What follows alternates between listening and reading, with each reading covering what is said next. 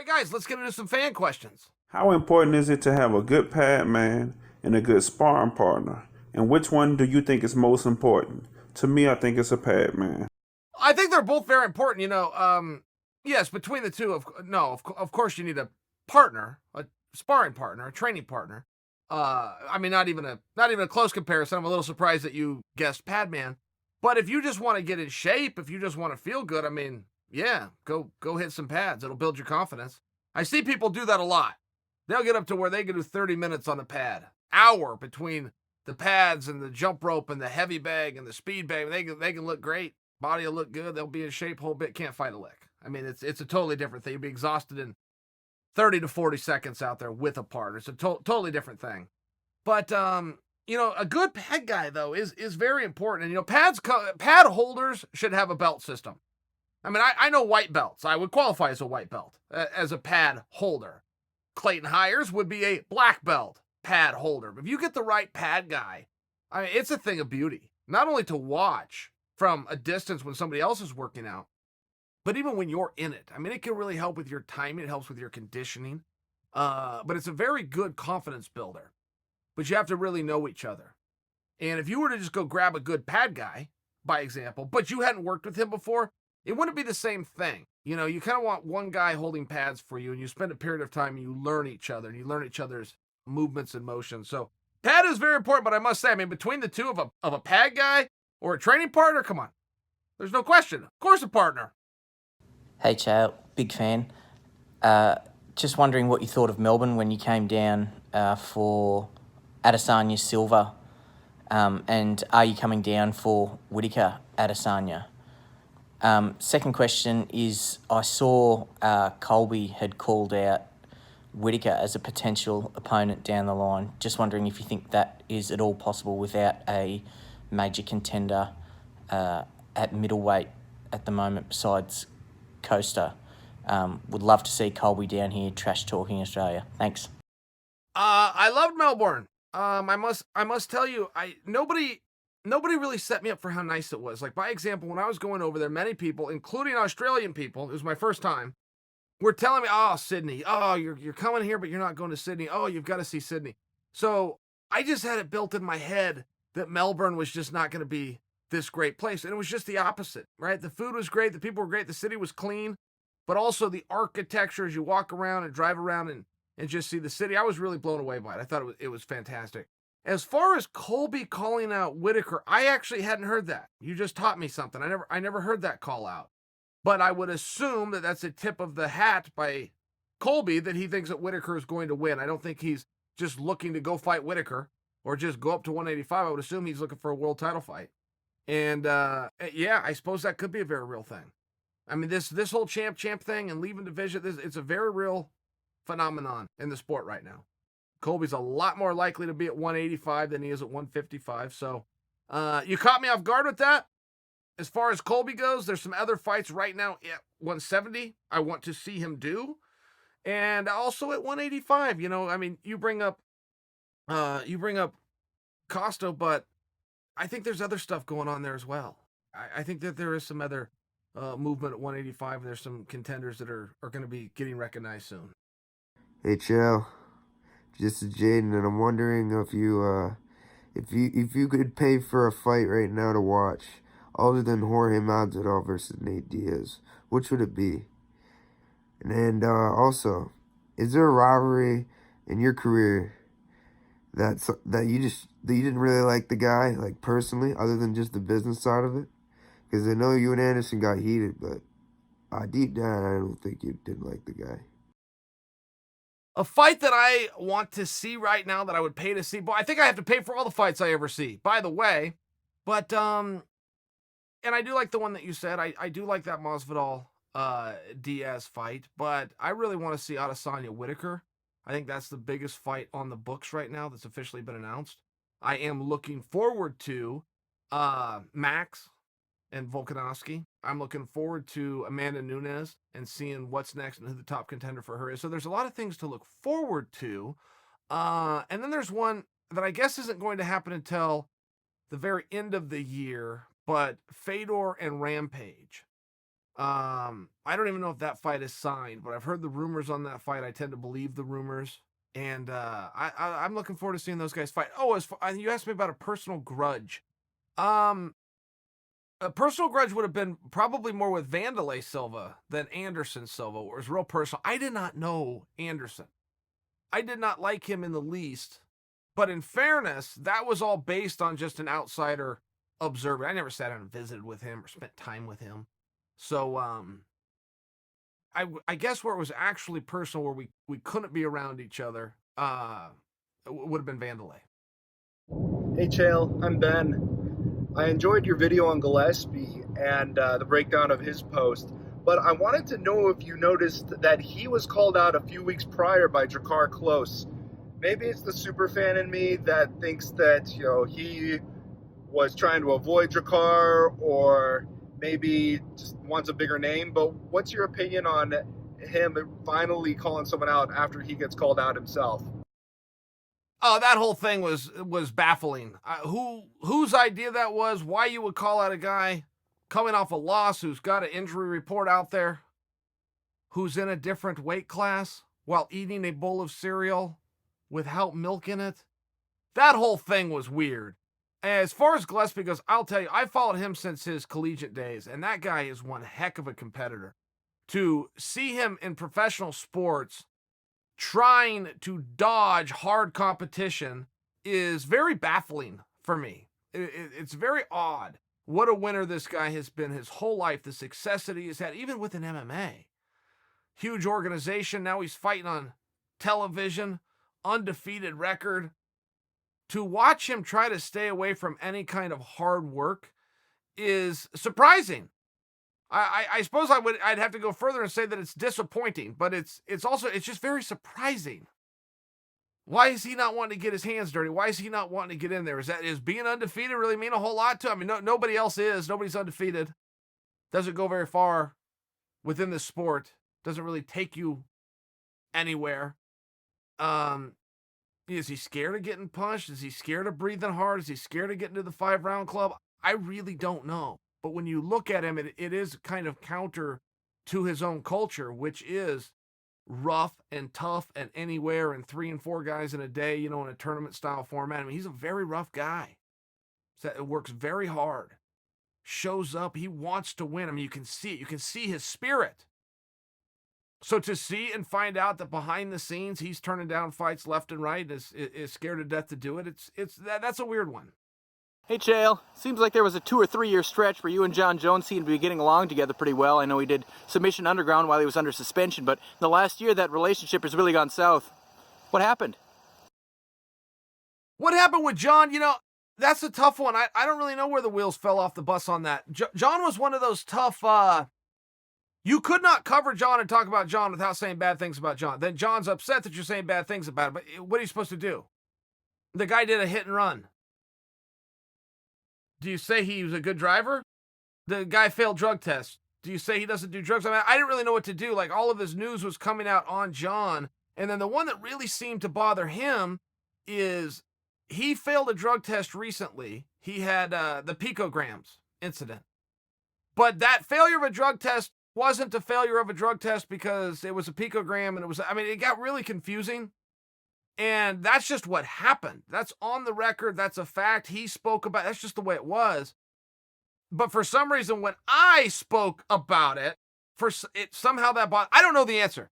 I couldn't fully give you the answer because I don't talk with John, right? So then I got to hear from somebody, or I get a call over here from this person within John's team, or however the whole thing goes. But yeah, I mean, he turned into Mr. Sensitive. Hi, Chael. I've got an opinion on something, and I'd love to hear your thoughts on it. I believe that Valentina Shevchenko is the greatest women's MMA fighter we have seen. Most people would say Nunes, mainly after she went up to 145 and beat Cyborg in the first round. My opinion is that it's Shevchenko. Not only was she fighting above her natural weight for a long time because there was no division for her, she also came incredibly close to beating Nunes, and in the second fight, in my opinion, actually beating her quite comfortably. What are your thoughts? Well, I certainly couldn't disagree with any of that.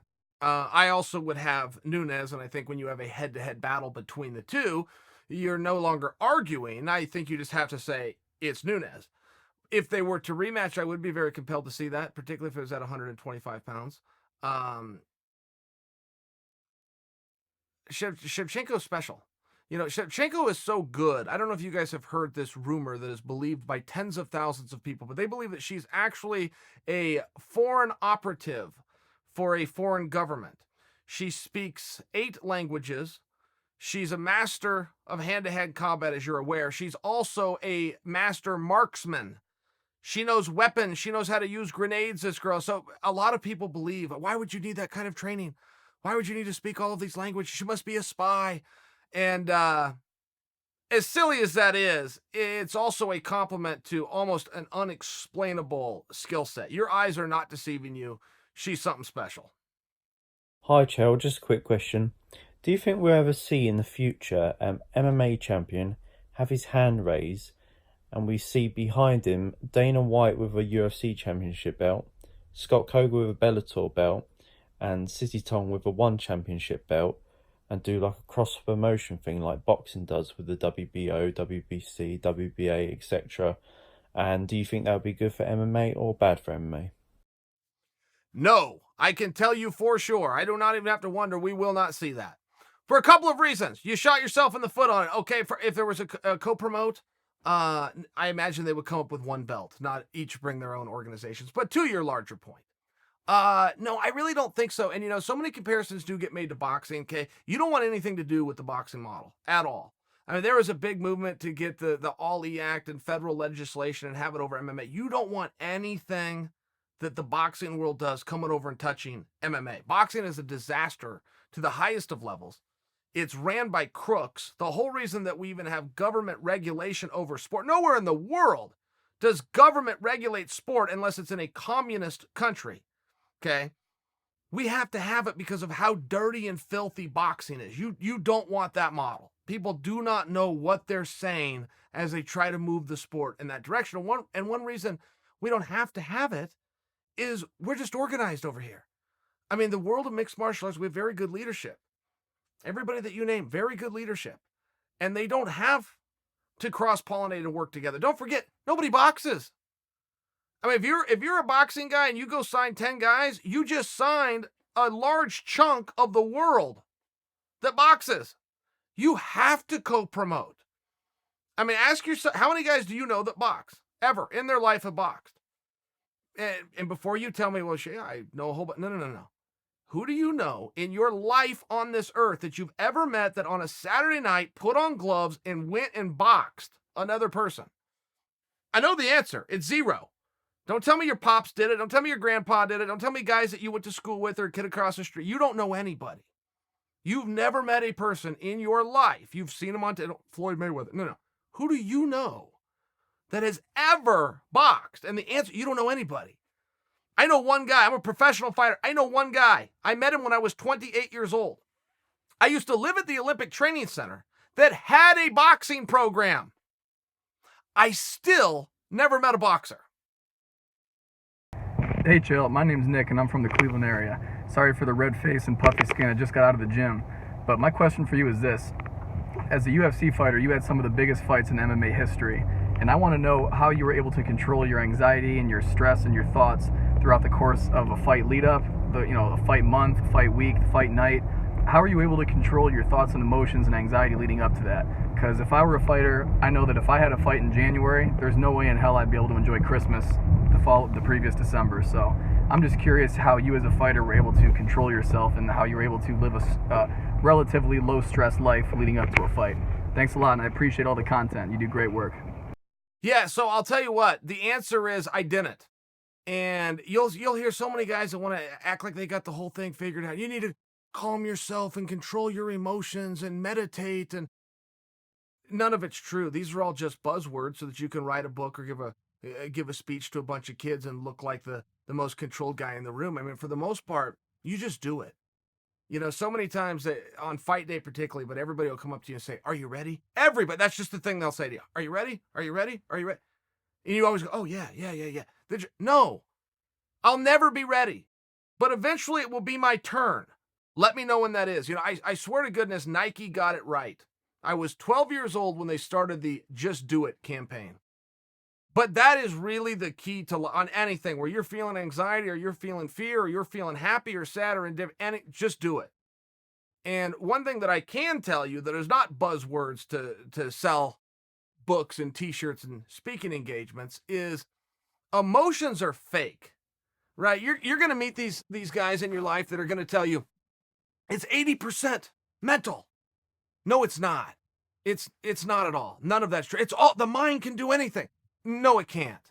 That is silly and ridiculous. And it's not true. It's physical. This is a physical sport.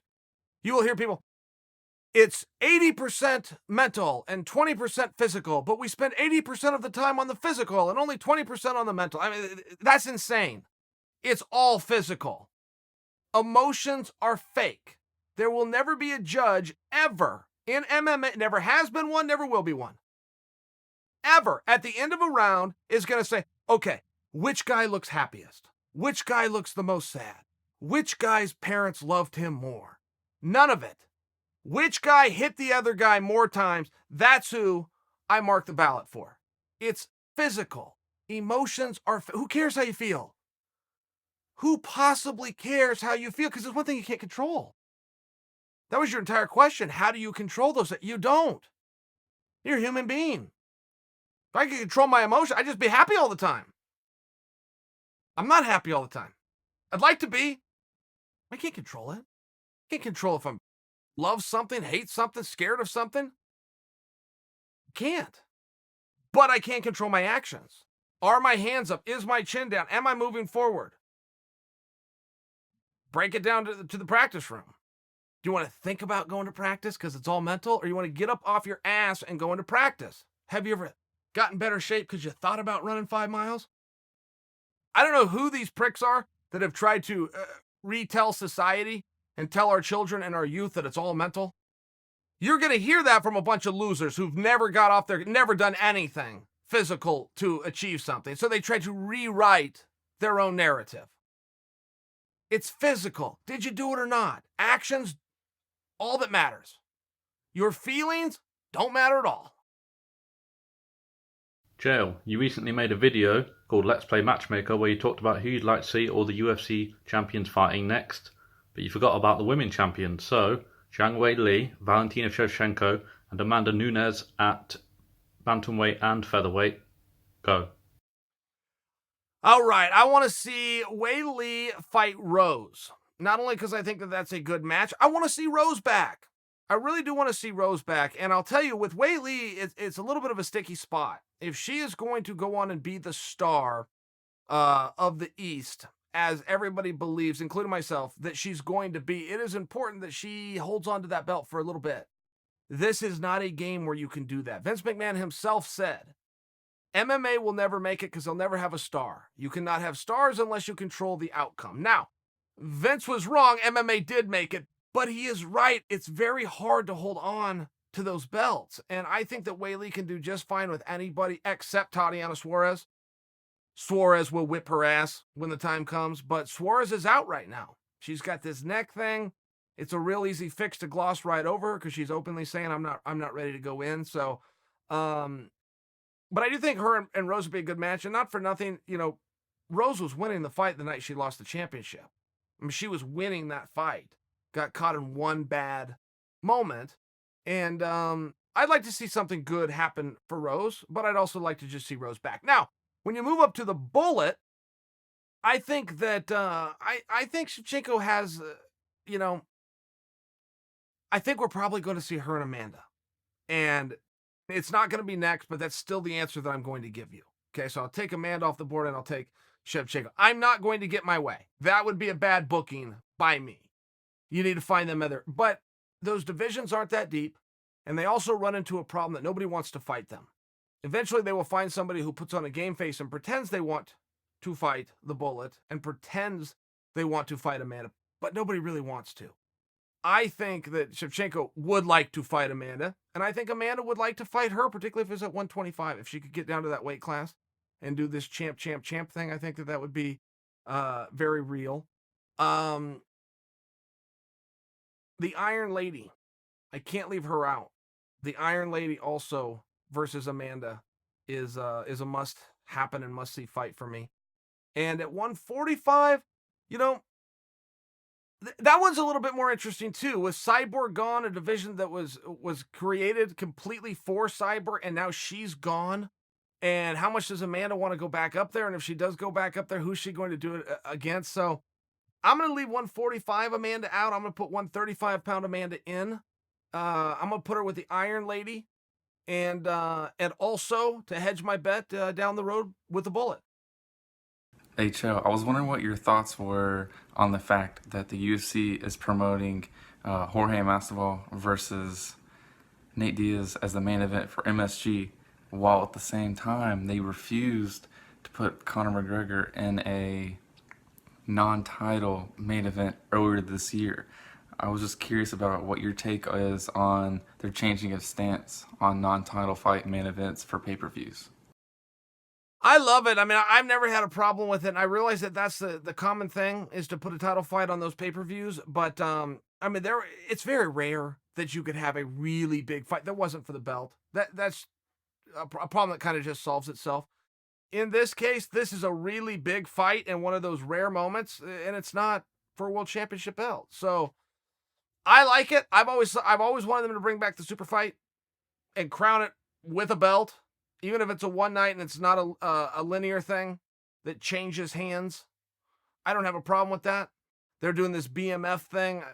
Okay, I'll go for that. I think that's a little tough for marketing when you can't actually say the words because one of them is profanity. I think that's a little bit tough. I remember when Conor fought Mayweather and they brought out the money belt that they were fighting over, which was just a really terrible moment for boxing. They jumped the shark to the highest of levels because that is not a championship. That is not a belt. That is not a real thing. But they brought it out because they had no other belt and they understood that the marketing behind that was kind of important. So that part of it I like. I mean, as far as Conor McGregor goes and you're tying there, I think that it's very fair, but I do think that it's also in a different situation. And Conor may fit this bill too, right? If Conor comes back, anybody he fights, that's going to be special. If it's not a world title, we can all agree that it's going to be a main event and it's going to be on pay-per-view. So you may have to break your own rule on that one. Hey Chael, Niall from the UK here. I would just like to know, what fights have you had the best relationship with after you have fought them? Thanks for watching. What fighter did I have the best relationship with after I fought with them? Well, Brian Stand comes to mind, but we had a relationship before the fight, used to train together. Still friends to this day. Yushin Okami comes to mind. I mean, went all the way to live at my house. He's got a room still to this day at my mother's house. Just contacted me, in fact. Yushin took a fight somewhere in Japan and wanted to come out here to Oregon to train. I said yes, was excited to see him, and then something happened and he's flying somebody in to Japan, if I understand it correctly. So those guys would come to mind that I competed, but there really isn't too much bad blood in that sport. I had bad blood with John Jones, but a lot of that was just my own competitive jealousy. In fairness, right? I never thought that John could beat me. I didn't think he beat me that night that he did. I was a middleweight that moved up to light heavyweight, and I always resented that. It was like 11 pounds underweight or something. The way I just always resented that. Well, give me a second here. Give me a second to get up to 205 pounds. Try that again. So John and I never got it right, but I think that's the opposite of the question you asked.